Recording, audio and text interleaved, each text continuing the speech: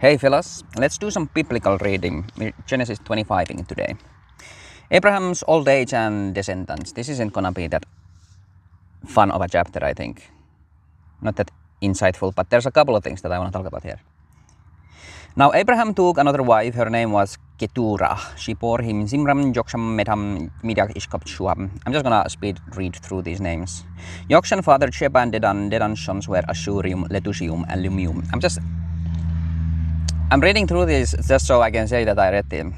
I don't really see any point in spending any time with these names. This is something that the ancient Jews found really, really important, however. It makes sense because it led to Christ, right? The Lord.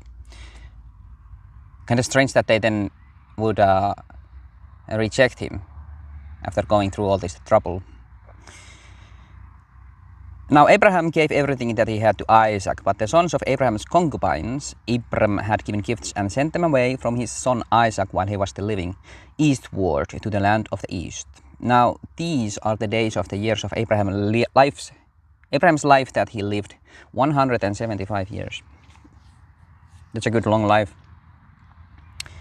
The Spirit of God must have been with Abraham a little bit more than usual.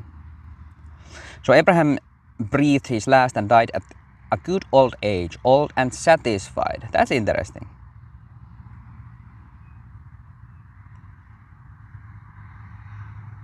There's no reason for him to take up flesh anymore, as far as I can tell. That's what it means. He's now in heaven, in spirit. That's how I make sense of this.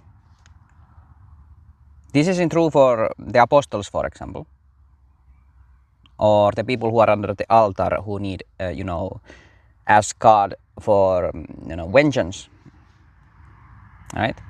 And the Lord just told them to, go to sleep. Once your number is complete, then, and that's the second coming. But not Abraham. Abraham won't be part of that crew, I think. No, of course he can't. He's not a virgin. That's the great mystery that Paul wrote about. Abraham already lived his mystery. Now he gets to look at the works of God, that he played a big part in being the patriarch. Then he was gathered to his people. Then Isaac and Ishmael, his sons, buried him in the cave of Machpelah. This is kind of interesting. Like Isaac and Ishmael are together. Wow.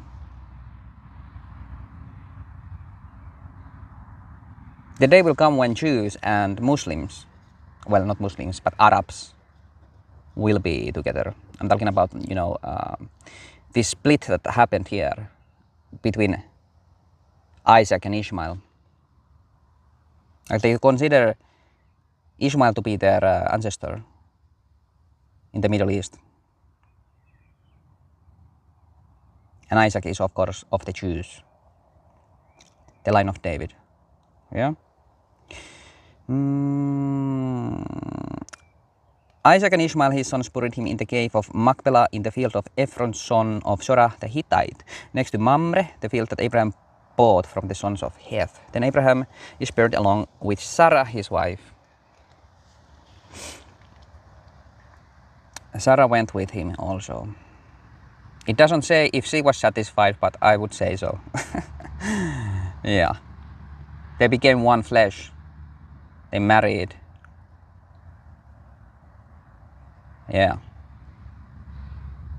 Has to be like this. After Abraham's death, God blessed Isaac, his son, and Isaac lived near Beer Lahai-roi.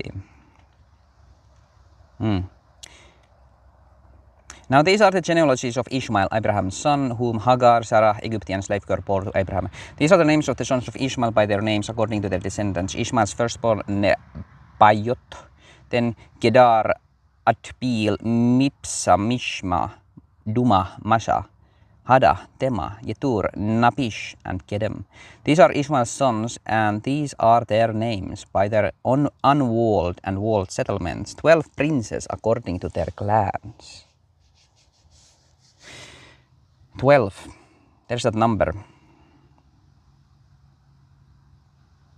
You have the 12 tribes. And then we have 12 princes. We have 12 apostles.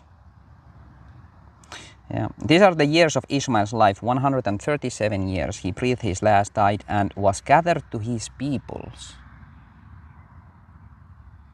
Gathered to his peoples. They keep using that way of describing it. I wonder what it means. Then they dwelled from Havilah to Shur, which is east of Egypt, as you go toward Assyria. Over against all his brothers he fell.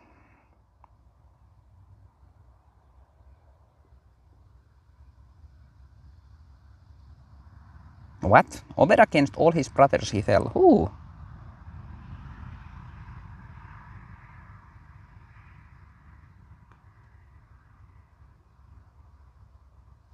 The peoples of Ishmael? Ishmael himself, he was dead already. Over against all his brothers he fell. I need to look that up as well. Esau and Jacob. Now these are the genealogies of Isaac, Abraham's son. Abraham fathered Isaac. Isaac was 40 years old when he took from himself Rebekah, the daughter of Bethuel the Aramean from Padan Aram, the sister of Laban the Aramean, to be his wife. This was in the last chapter, yeah. Yebe.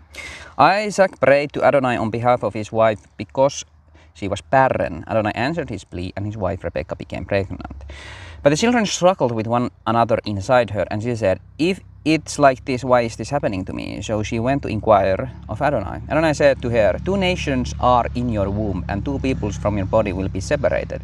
One people will be stronger than the other people, but the older will serve the younger."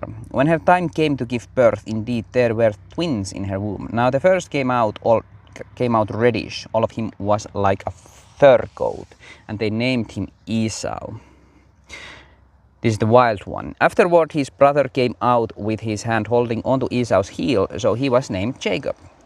Isaac was 60 years old when he fathered them. When the boys grew up, Esau became a man knowledgeable in hunting, an outdoorsman, while Jacob was a mild man, remaining in tents. Now Isaac loved Esau because he had a taste for wild game, but Rebekah loved Jacob. Now Jacob cooked a stew. When Esau came in from the field, he was exhausted. So Esau said to Jacob, "Please feed me some of this really red stuff because I'm exhausted." This is why he's called Edom. So Jacob said, "Sell your birthright to me today." Esau said, "Look, I'm about to die. Of whatever use is this to me, a birthright?" Jacob said, "Make a pledge to me now." So he made a pledge to him and sold his birthright to Jacob. This is actually massive. Then Jacob gave Esau bread and lentil stew, and he ate and drank, then got up and left. So Esau despised his birthright. This is the one that God gave him. He didn't care at all. He was the wild one. He lived like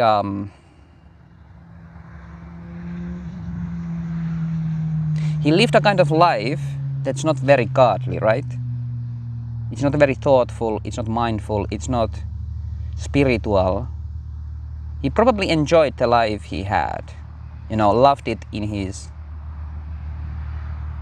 own way, but not in the way that God wills, that somebody who is made in the image of him loves their life.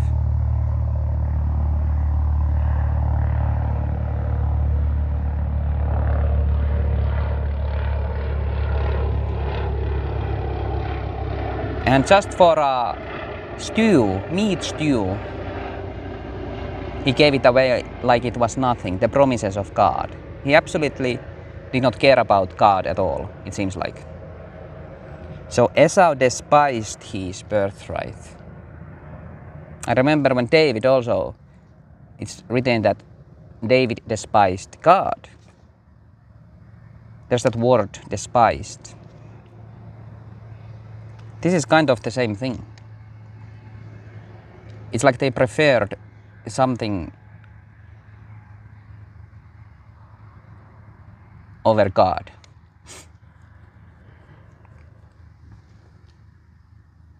And this was a bowl of stew when he was hungry.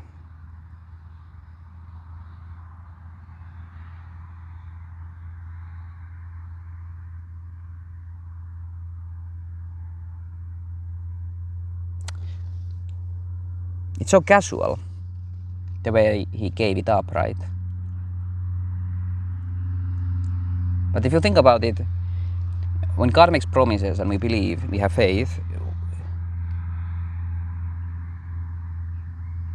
it is in the future, right? It is something that will happen because God is trustworthy. But if we don't have that trust, if we don't have that faith or that interest in God, it is a bit like you're giving up nothing, right?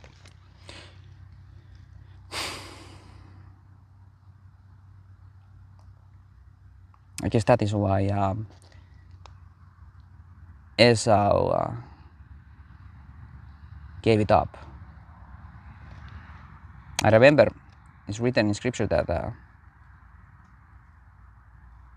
God despised, or was it hated, Esau. I think there's a wild pig here actually, in my campsite. I have to go check it out. Anyway, we're done with this chapter, Genesis 25. It wasn't as boring as I remembered. Lots of things happened. Anyway, God bless you guys.